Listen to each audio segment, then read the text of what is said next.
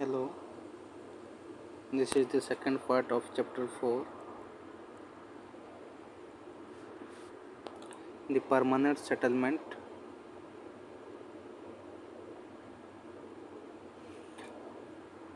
We have seen that in 1765, the East India Company acquired the Diwani or control over the revenues of Bengal, Bihar, and Odisha. Initially, it made an attempt to continue the old system of revenue collection, through, though it increased the amount to be collected from rupees 14,290,000 in 1722 and rupees 18,180,000 in 1764 to rupees 23,400,000 in 1771. In 1773, it decided to manage the land revenues directly. Warren Hastings auctioned the right to collect revenue to the highest bidders, but his experiment did not succeed. Though the amount of land revenue was pushed high by zamindars and other speculators bidding against each other, the actual collection varied from year to year and seldom came up to official expectations. This introduced instability in the company's revenues at the time when the company was hard pressed for money. Moreover, neither the riot nor the zamindar would do anything to improve cultivation when they did not know what the next year's assessment would be or who the next year's revenue collector would be. It was at this stage that the idea first emerged of fixing the land revenue at a permanent amount. Finally, after prolonged discussion and debate, the permanent settlement was introduced in Bengal and Bihar in 1793 by Lord Cornwallis. It had two special features. First, the zamindar head revenue collector were converted into so many landlords. They were not only to act as agent of the government in collecting land revenue from the riot, but also to become the owner of the entire land in their zamindaris. Their right of ownership was made hereditary and transferable. On the other hand, the cultivators were reduced to the low status of mere tenants and were deprived of long standing rights to the soil and other customary rights. The use of the pasture and forest lands, irrigation, canals, fisheries, and homestead plots and protection against enhancement of rent were some of the rights which were sacrificed. In fact, the tenantry of Bengal and Bihar was left entirely at the mercy of the zamindars. This was done so that the zamindars might be able to pay in time the exorbitant land revenue demand of this company. Second, the zamindars were to give 10 by 11th of the rental they derived from the peasantry to the state, keeping only 1 by 11th for themselves. But the sum of the paid by them as land revenue were fixed in perpetuity.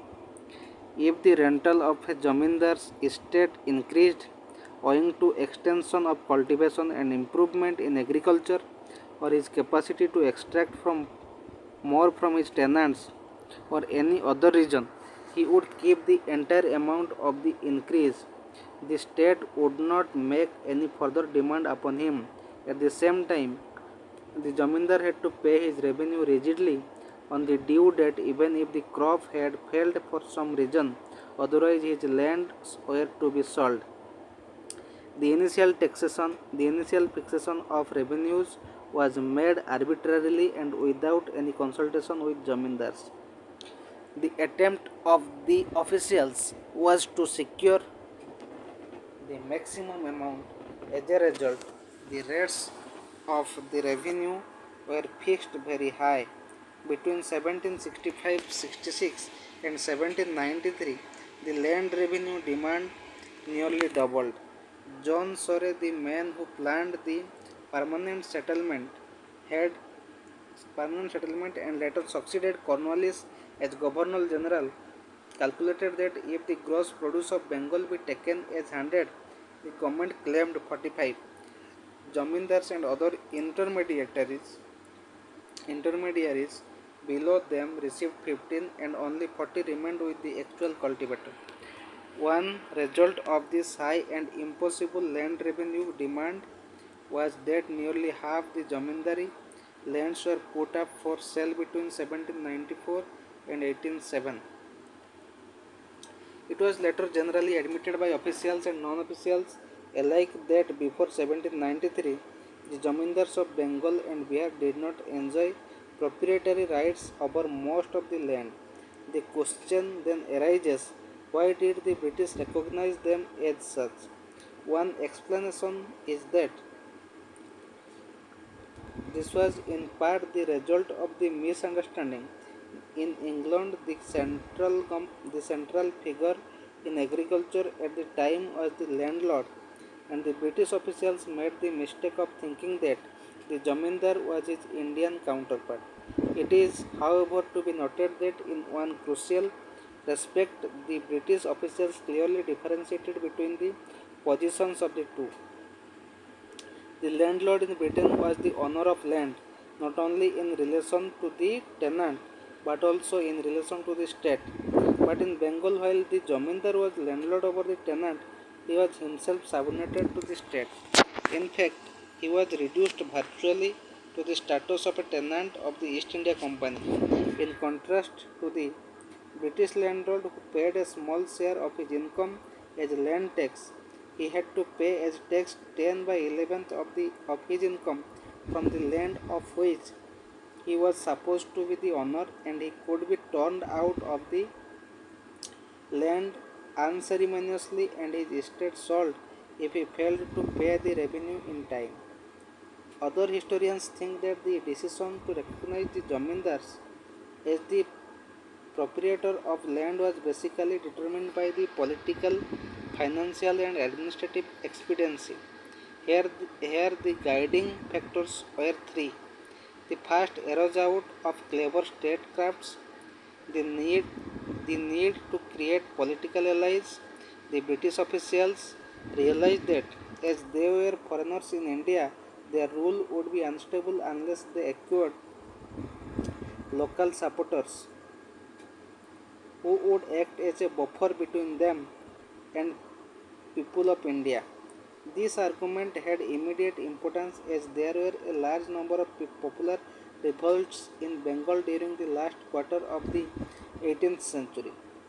So they brought into existence a wealthy and privileged class of zamindars which owed its existence to British rule and which would therefore be compelled by its own basic interests to support it.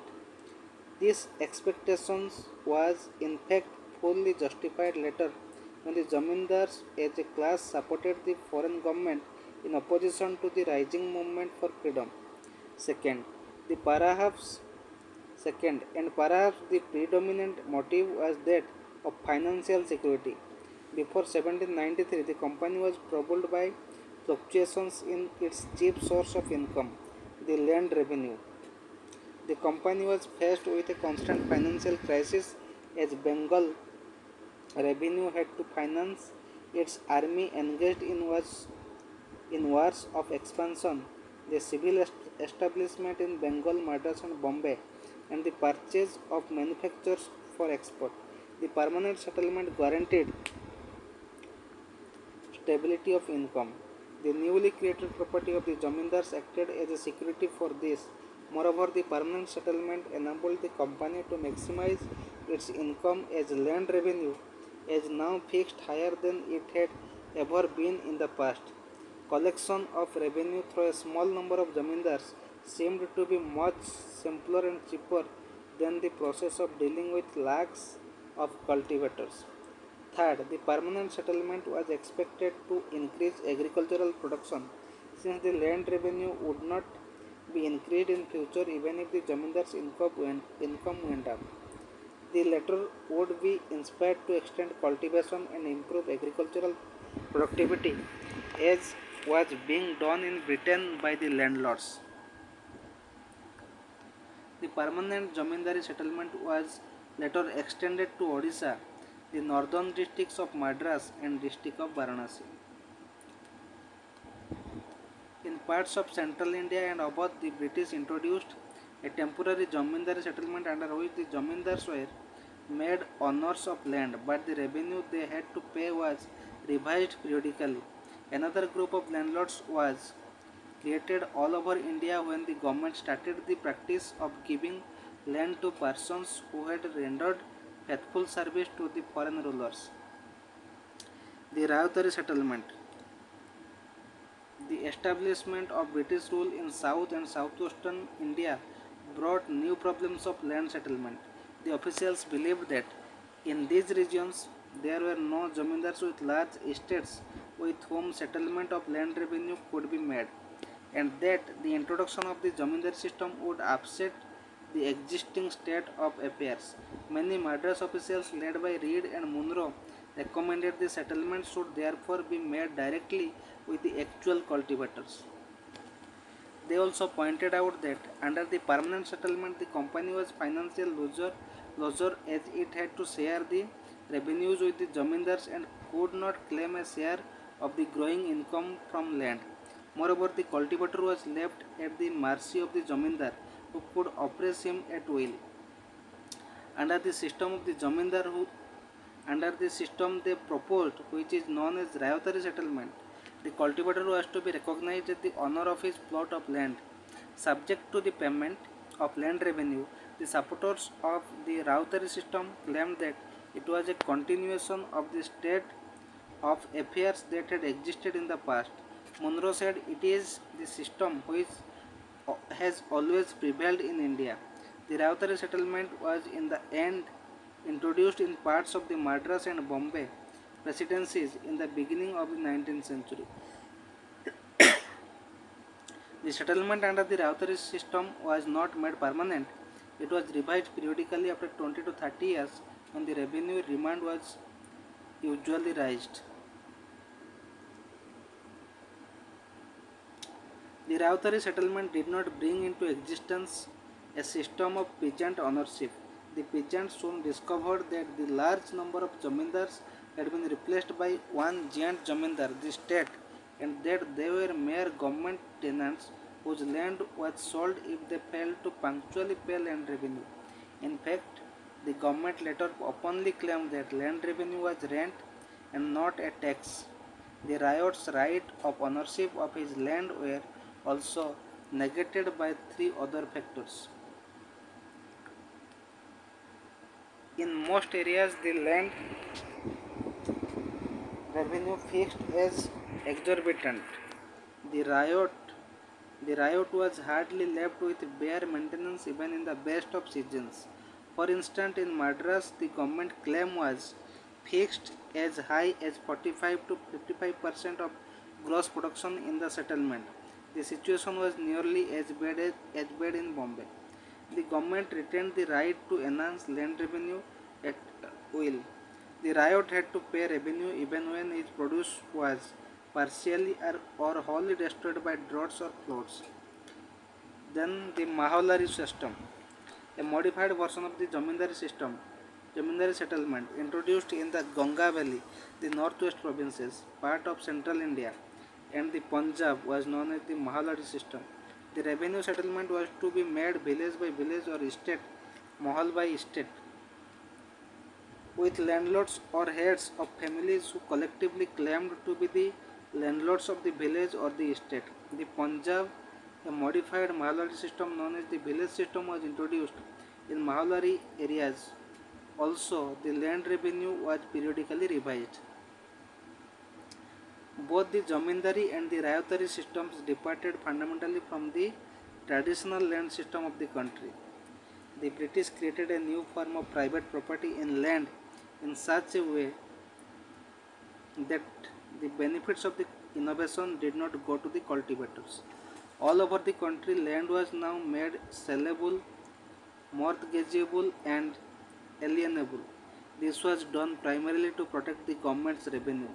It had it land If land had not been made transferable or sellable, the government would find it very difficult to realize revenue from a cultivator who had no savings or possessions out of which to pay it. Now he could borrow money on the security of this land or even sell part of it and pay his land revenue. If he refused to do so, the government could and often did auction his land and realize the amount. Another reason for introducing private ownership of land was provided by the belief that only the right of ownership would make the landlord or the riot exert himself in making improvement. The British, by making land a commodity which could be freely bought and sold, introduced a fundamental change in the existing land system of the country. The stability of the continuity of the Indian villages were shaken. In fact, the entire structure of rural society began to break up. So this was the second part of the fourth chapter. Thank you.